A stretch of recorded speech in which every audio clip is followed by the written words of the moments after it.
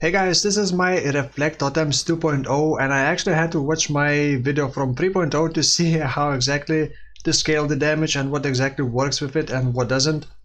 And previously Reflect Totems was only possible as a Chieftain, but now the Reflect moved outside from the Chieftain onto a new boots and improved damage. And you can do it as any class, but I still chose as a Chieftain because it just I'm used to it. Why I wanted to do is because I wanted to see how much Reflect got buffed. Well, Reflect Totems got buffed. Because previously it was 15% of Totem life reflected as fire damage to nearby enemies when a hit on a Chieftain, and now it's 25% on boots. So the Reflect damage got buffed quite a lot. Also, since 3.4 we also got multi-totem, we also got skitter bots, and a couple more things like +1 to active fire spell skill gems, +1 to level of all fire spell skill gems on a weapon mod, or all spells. So there are more ways to increase the damage. It's more flexible, you can do it with different classes. And I just wanted to see how much damage I can get on it compared to what it used to be. And in the end I did defeat Shaper, but it's never gonna be used for big boss farming because this is a reverse knockback Reflect Totem. Reverse knockback means you use Empire's Grasp gloves and use knockback, but instead of knocking enemies back away from you, you basically pull them towards you. Well, not to you, but towards the totem. So the totem sucks all enemies in, and each time the totem ignites because of Eye of Innocence, each time it ignites, it hits itself and it procs the Reflect, and the Reflect is a small AoE around the totem. It's actually AoE is pretty small, I'm not entirely sure how small, but it is pretty small. So each time totem ignites, it does damage to itself and does Reflect. But because this is Chieftain, the totems deal no damage to themselves because of Eye of Innocence. The main way to scale it, the damage, is increasing totem life and then debuffing enemies, and then getting as much ignites per second as possible through the cast speed. And this is using Holy Flame Totem and not range attack totem.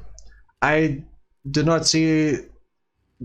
I guess you can make a range attack totem build as well with reflex, but it's more expensive, and I know for me it just doesn't feel as efficient. Holy Flame Totem seems to be a bit more efficient to me and more pleasant to level with. Now the modifiers that don't work for Reflect, you cannot increase the Reflect damage through normal damage modifiers. Like elemental damage would not increase it, generic damage would not increase it, penetration does not work. However, you can increase the damage by reducing enemy elemental resistances, like elemental equilibrium, but you cannot use elemental equilibrium with totems. Totems would trigger elemental equilibrium, I believe, and mess up it. So you want, the only kind of way to use it is through the Malachite's Artifice Ring and using either Lightning Golem or Cold Golem inside the Malachite's Artifice. The good thing about this build is I have over 200% life from the passive skill tree, because there isn't much to pick on the passive skill tree besides life and cast speed. And currently this is only level 82, but I can't really get that much more damage. I'm still lacking one more curse for a second curse, and I'm still lacking one more jewel, but on a jewel the only thing that I can get is cast speed, and that's not gonna improve the build that much. And I already have level 21 Holy Flame Totem, but it is only on a pseudo 5 link inside the gloves.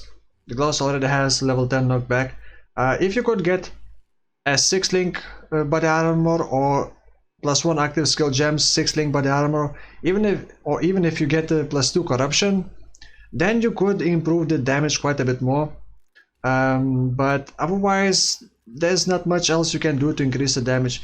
You could dual wield wands or daggers with +1 to levels of all fire spell skill gems, or have a +2 weapon, but +2 weapons are usually very expensive, like +1 to all.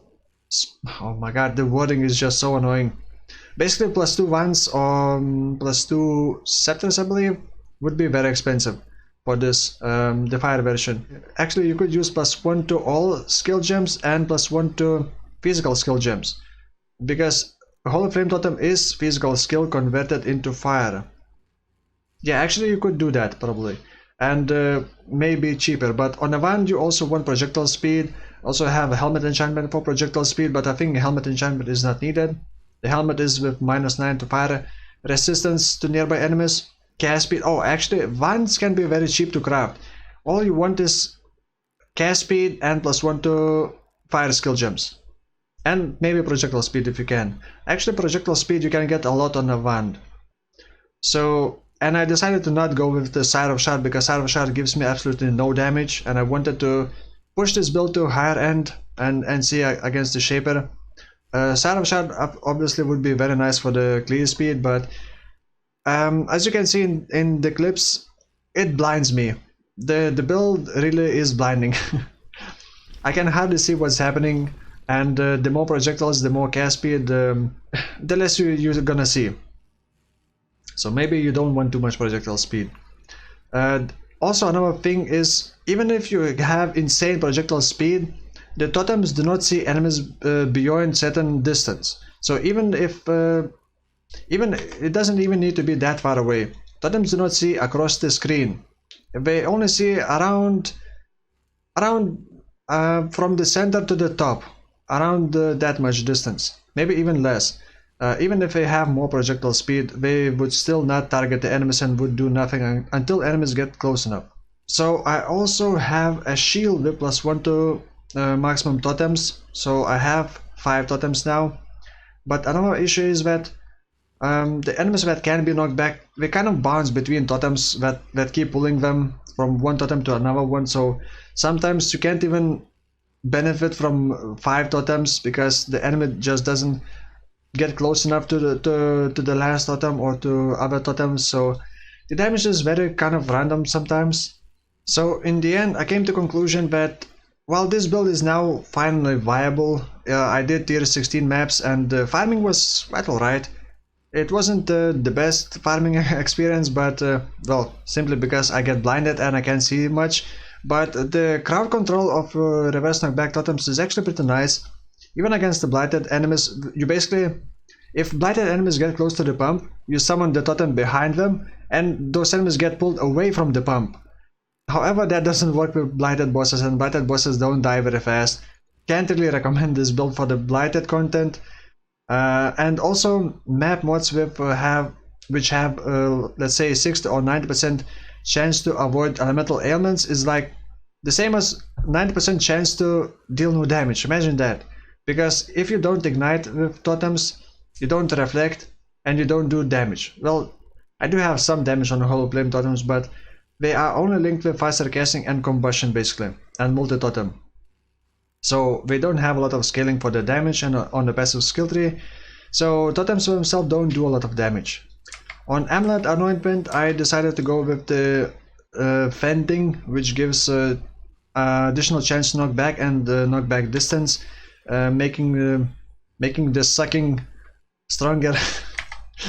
So the items that I have, I'll just quickly go over my items because I already talked about them. +1 wand with projectile speed and cast speed. It's very easy to craft wand like that. I guess could be easy. I haven't tried, I just got lucky to get this. You get cast speed wand, profane wand, then you alt regal until you get +1 to active fire spell skill gems, then regal and craft cast speed. That's all. And hope you get projectile speed. If not, then whatever. The helmet, like I said, if you get projectile speed on the wand, you don't need the helmet enchantment. But then again, I don't really expect people to play this build. So the body armor, life resistances, the belt just life, some resistances, the jewel just cast speed and life.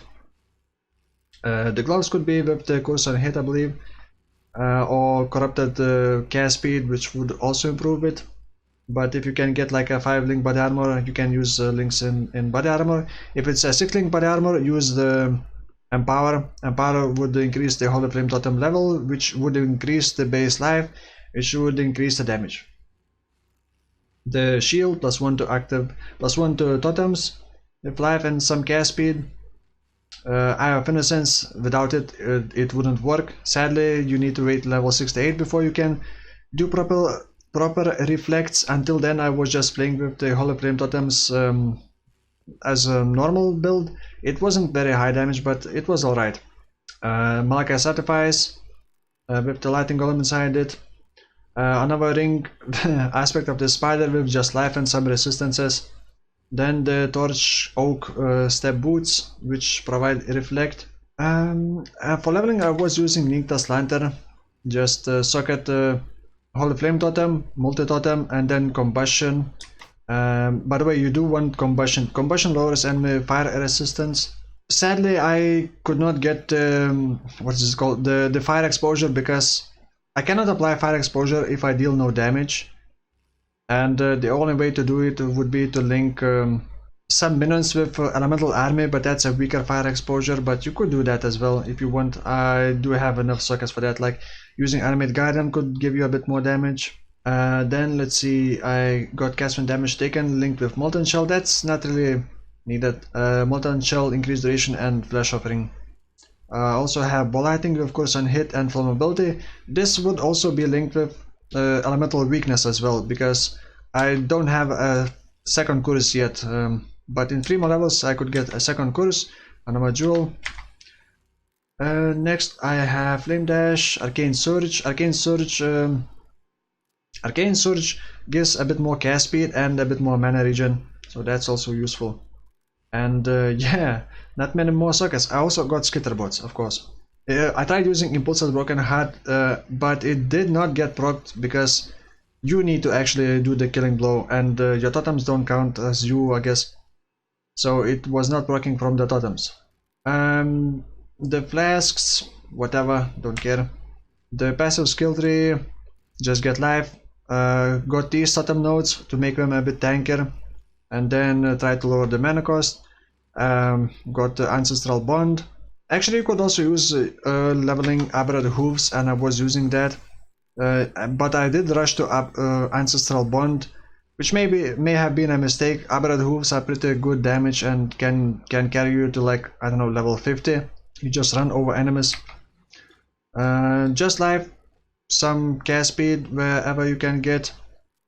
Spell damage doesn't do anything, but it does help early on. I did get to these nodes because I needed more chance to ignite. Even now I have 93% chance to ignite, but that's not counting flammability, which gives 14, I believe. Yeah, 14. So even against bosses, that's enough. And then life, a bit of mana regen is needed. Like I said, the golem nodes, and then more cast speed up here from the witch and up here. The only way to get damage from the passive skill tree is to get cast speed and totem life. And totem damage would not affect it, and then totem cast speed as well. And then just debuffing enemies. So yeah, from the Ascendancy nodes, I took the Namahus, whatever it's called. This one also gives a bit more damage to the hit damage, not the reflect, but the initial hit damage. This one applies covers enemies in Ash Witches at debuff. So that also affects the reflect damage. By the way, in Baffle building, you're not gonna see the reflect damage, sadly. Then I got this one node. Yeah, this one node, and lastly this one for a bit more fire resistance. So I don't need to worry about getting fire resistance, and almost don't need to worry about elemental lighting resistance, because I get almost 100% lighting rest from this ring.